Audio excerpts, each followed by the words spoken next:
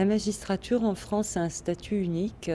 En sortant de l'École nationale de la magistrature, vous pouvez être magistrat au siège ou magistrat au parquet. C'est des fonctions extrêmement variées. Parmi les fonctions de magistrat du siège, vous pouvez être juge, des fonctions non spécialisées. Par exemple, vous êtes juge aux affaires familiales, vous traitez le contentieux de la responsabilité, vous traitez le contentieux de l'environnement, mais vous pouvez être aussi juge d'instruction, juge de l'application des peines, juge des enfants. L'école forme des magistrats généralistes et polyvalents. Et pour parler du parquet, il n'y aura rien de commun entre un magistrat qui sera nommé en Corse et un autre au Sable d'Olonne ou en Guyane.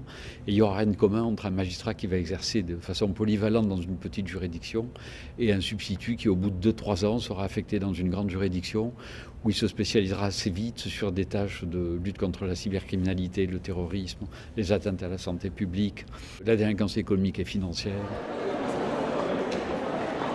Je pense que je suis attirée par les fonctions du juge des contentieux de la profession, tout simplement parce qu'il s'occupe de dossiers vraiment très diversifiés, que ce soit des expulsions locatives, mais également des problématiques de surendettement. Et il y a une autre fonction qui me paraît tout à fait intéressante, c'est également la fonction de juge des enfants, que ce soit à la fois la casquette civile, mais la casquette pénale. Il y a une thématique en particulier que j'attends de découvrir, c'est la problématique environnementale, de par son actualité. Et je pense que le juge sera amené petit à petit à jouer un rôle de plus en plus important. On parle aujourd'hui de plus en plus d'un service public de la justice. Ce sont des choses auxquelles je crois. C'est un engagement d'abord au service des concitoyens. Je suis particulièrement intéressé par les fonctions du parquet, tout simplement pour le travail collectif que ces fonctions supposent. Alors, je suis également intéressé par les fonctions de l'instruction, pour la stratégie d'enquête, ainsi que la conduite des interrogatoires.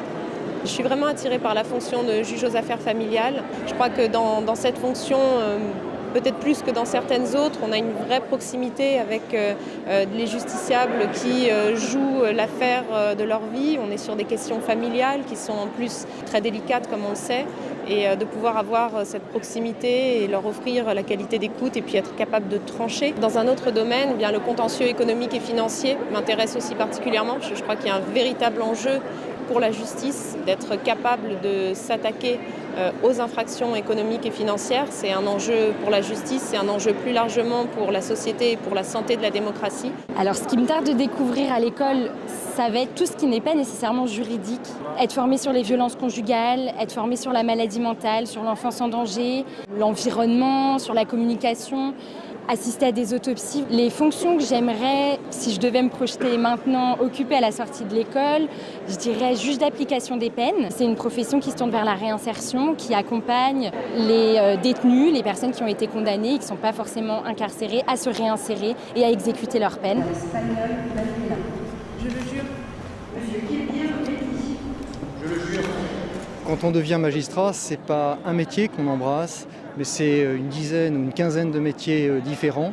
Lorsque l'on devient auditeur de justice, donc futur magistrat, on sera formé pendant 31 mois à ces métiers. Mais ces 31 mois sont d'une densité et d'une richesse tout à fait exceptionnelle et qui marquent, je peux vous le dire, un magistrat pour toute sa vie professionnelle par la suite.